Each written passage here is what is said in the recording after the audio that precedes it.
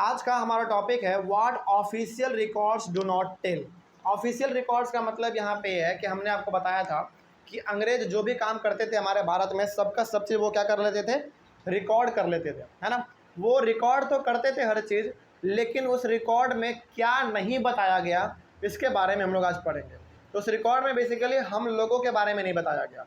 उस रिकॉर्ड में जो भी लिखा गया वो सब का सब किसके बारे में लिखा गया, अंग्रेज़ों के बारे में और अंग्रेज़ों के कामों के बारे में लिखा गया। कहीं पे भी भारत के लोगों के बारे में नहीं लिखा गया। भारत के लोग क्या काम कर रहे हैं क्या नहीं कर रहे हैं उस रिकॉर्ड में कुछ भी नहीं लिखा गया। मतलब ये हो गया कि ब्रिटिशर्स का जो रिकॉर्ड था उस रिकॉर्ड में केवल और केवल ब्रिटिशर्स के बारे में ही बात किया गया है, उसके पॉलिसी के बारे में बात किया गया है, उसके प्लान के बारे में, उसके डेवलपमेंट के बारे में, लेकिन इंडियन के बारे में कहीं भी बात उसमें नहीं हुआ है। तो देखते हैं आखिर इस टॉपिक में और क्या लिखा हुआ है। We have lots of records through which we can get know about many things। यानी कि हमारे पास ऐसे बहुत सारे रिकॉर्ड हैं जिससे हम लोग बहुत कुछ जान सकते हैं, ठीक है। But these are official records, it contains only officials thought, what they were interested in and what they wish to preserve। हमारे पास ऐसे बहुत सारे रिकॉर्ड हैं जिसके थ्रू हम लोग बहुत कुछ जान सकते हैं, लेकिन वो सारे के सारे रिकॉर्ड हैं किसके, ब्रिटिशर्स के हैं। तो और ब्रिटिशर्स ने अपने सारे रिकॉर्ड में किसके बारे में लिखा होगा, क्या हम लोग इंडियन के बारे में नहीं, उन्होंने अपने ही बारे में लिखा, अपने डेवलपमेंट के बारे में लिखा, अपने लोगों के बारे में लिखा, अपने प्रोग्राम और पॉलिसी के बारे में लिखा। हमारे बारे में ज़रा सा भी उन्होंने नहीं लिखा। तो उनको जो अच्छा लगा उन्होंने अपने रिकॉर्ड में लिखा, लेकिन कहीं पर भी हम लोगों के बारे में उन्होंने नहीं लिखा। आगे, this records do not always help us to understand what other people in country felt and what lay behind their actions। जब हम लोग ब्रिटिश के रिकॉर्ड को पढ़ते हैं आज के ज़माने में, वो भी आपको म्यूजियम में मिल जाएंगे उसके रिकॉर्ड बहुत सारे। यानी कि अंग्रेज़ों ने क्या क्या रिकॉर्ड लिखा, अपना क्या क्या उनका मेन डॉक्यूमेंट था, वो सब का सब आपको आज म्यूजियम में देखने को मिल जाएगा। उस रिकॉर्ड को जब आप पढ़ेंगे तो आप पाएंगे कि सारा का सारा बात तो उसमें अंग्रेज़ों का ही लिखा हुआ है। अंग्रेज़ों के बारे में, अंग्रेज़ों के पॉलिसी के बारे में, उन्होंने जो काम किया उसके बारे में, किससे कितना टैक्स वसूला उसके बारे में लिखा गया है, लेकिन कहीं भी उसमें हम लोगों के बारे में नहीं लिखा गया है। हम लोग उस समय पे क्या सोचते थे, क्या करते थे, उसके बारे में कहीं पे जिक्र उसमें नहीं हुआ है ना। तो अंग्रेज़ों के बारे में उसमें केवल और केवल अंग्रेज़ों के बारे में लिखा गया है, हमारे बारे में नहीं लिखा गया है।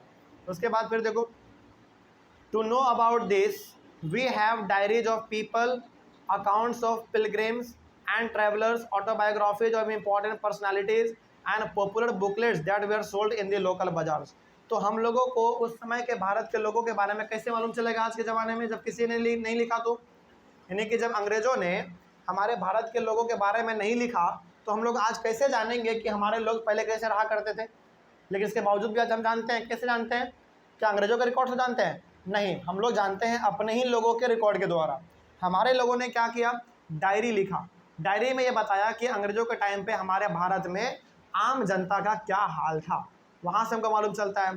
उसी प्रकार से जो लोग यहाँ पे घूमने आते थे पूजा करने के लिए, घूमने फिरने के लिए, वो लोग भी हमारे भारत के लोगों के बारे में लिखते थे कि भारत के लोग क्या करते हैं, क्या खाते हैं, क्या पहनते हैं, क्या बोलते हैं, कहाँ रहते हैं, है ना। ये सब वो लोग लिखते थे। उसके बाद अलग अलग प्रकार के लोगों का, जो कि बहुत बड़े बड़े लोग थे, उनके ऑटोबायोग्राफी भी हम लोगों को देखने को मिलता है।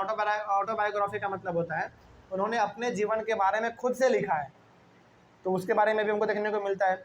इसके साथ ही साथ कुछ बहुत ही प्रसिद्ध बुक ये भी हमको आज बाज़ार में देखने को मिल जाते हैं, जिसको पढ़कर हम लोग ये पता कर लेते हैं कि उस समय पे हमारे भारत का क्या स्थिति था।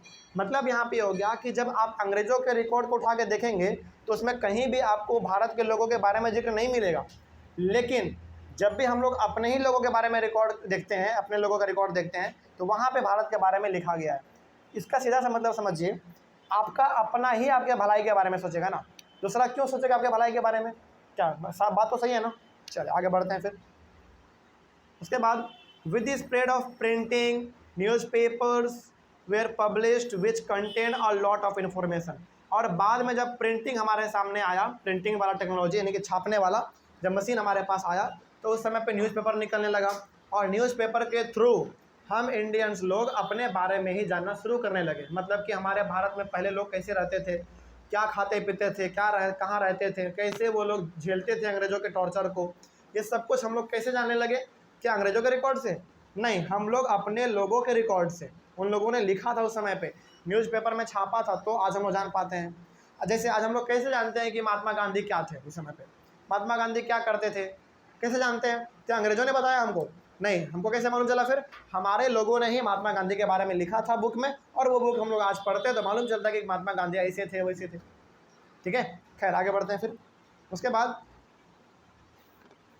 Also leaders and reformers wrote to spread their ideas, poets and novelist wrote to express their feelings. और उस समय पे जो हमारे बहुत बड़े बड़े लीडर हुआ करते थे, रिफॉर्मर हुआ करते थे, बड़े बड़े पोएट, बड़े बड़े राइटर, इन लोगों ने भी बहुत सारे किताब उस समय पे लिखे थे, जिसके बारे में जब हम लोग आज पढ़ते हैं तो पुराने ज़माने के बारे में हमको आज कहानी मिलता है, कविता मिलता है, अलग अलग प्रकार के लोगों के बारे में मिलता है ना। यानी कि हमारे लोगों के बारे में हमारे लोगों ने ही लिखा, तभी जाकर हम लोग आज उसको पढ़ पाते हैं, समझ पाते हैं, जान पाते हैं। उसके बाद फिर all these sources were produced by those who were literate. और ये सबका सब बुक, किताब, कविता, कहानी किसके द्वारा लिखा गया? उसके द्वारा लिखा गया था उस समय पे जो कि उस समय के लोग पढ़े लिखे थे। अब जो पढ़े लिखे नहीं है वो कैसे लिख पाएंगे? क्या वो लिख पाएंगे? नहीं लिख पाएंगे। इसका मतलब जो पढ़े लिखे लोग थे उन्होंने ही इन सारे चीज़ों के बारे में लिखा, तभी हम लोग आज उसके बारे में जान पाते हैं। उसके बाद फिर from this we will not be able to understand the lives of tribals, peasants, workers and the poor because they were illiterate.